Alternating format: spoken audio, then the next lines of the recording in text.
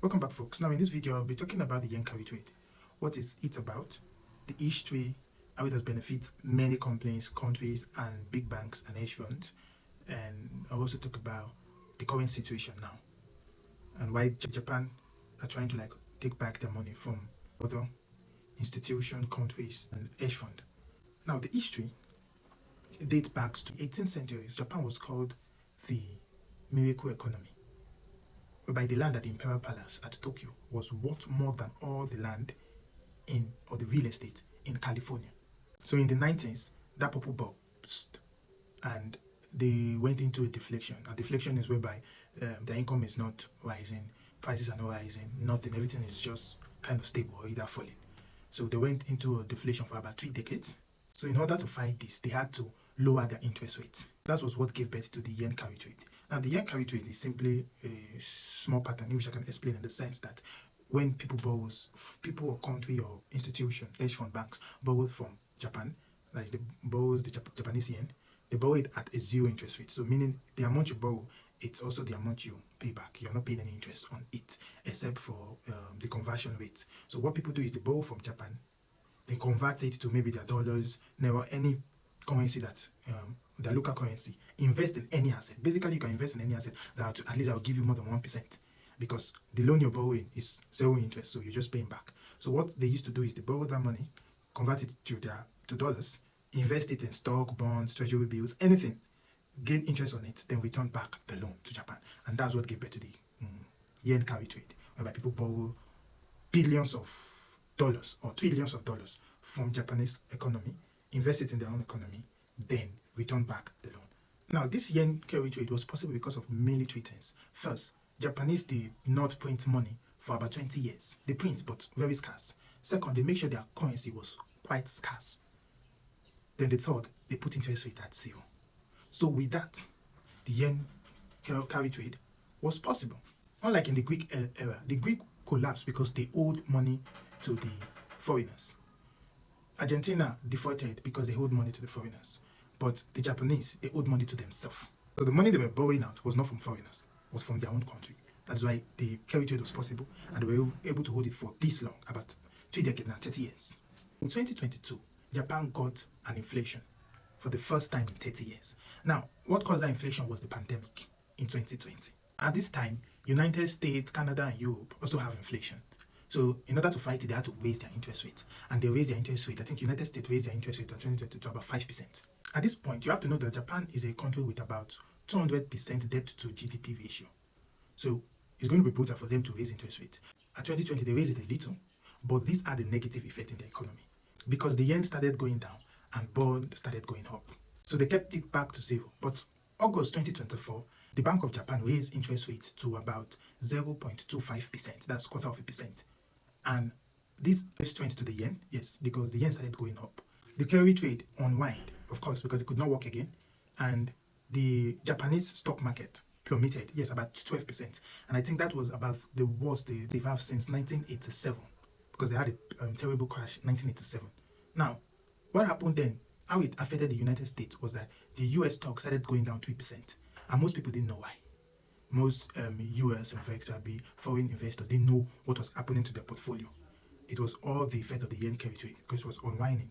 The effect wasn't going to work again because since they increased interest rates and those loan was borrowed at a 0 interest rate, it will start affecting the market because some big banks, hedge funds and big companies were already selling off their portfolio, to offset their loans. Even for this present day now, 2026, big hedge funds are still shorting the yen.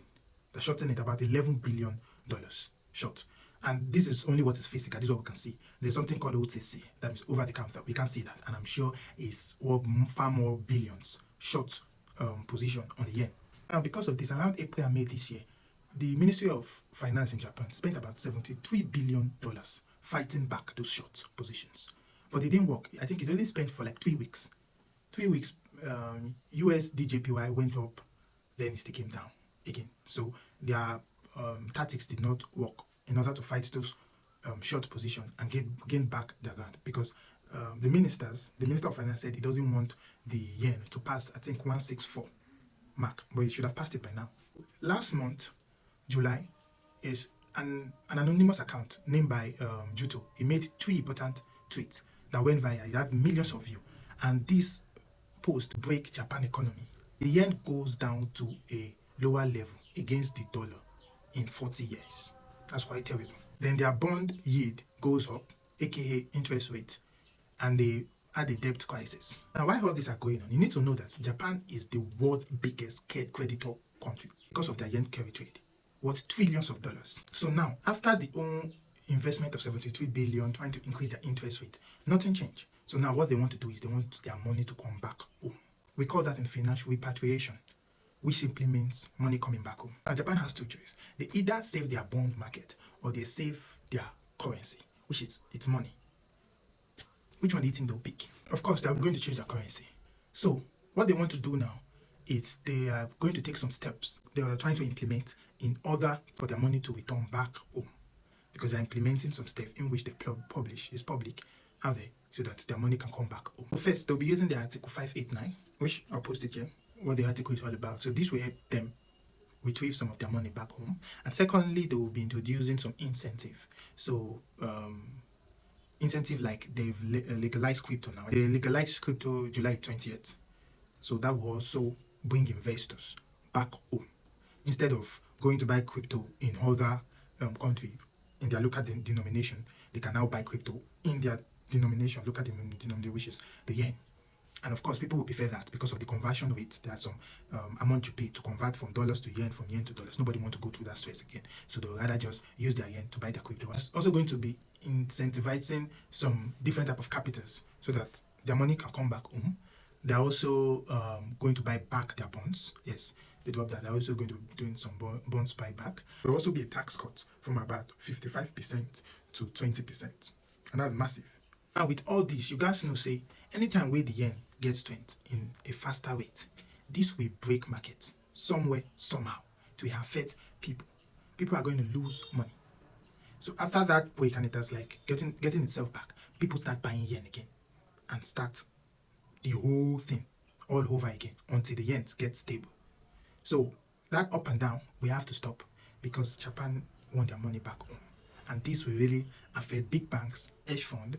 This is why the Japan economy want to really fight back. They don't want the yen to get weak. As I told you, 164 is the target, and I think it has passed that, depending on what time you're watching this video. But peace out. That's all I have for now. I hope you understand everything about the yen carry trade. If you like videos like this, please like, follow, comment. You can always ask questions in my DM. I'll do it to answer. Peace out and take care of yourself.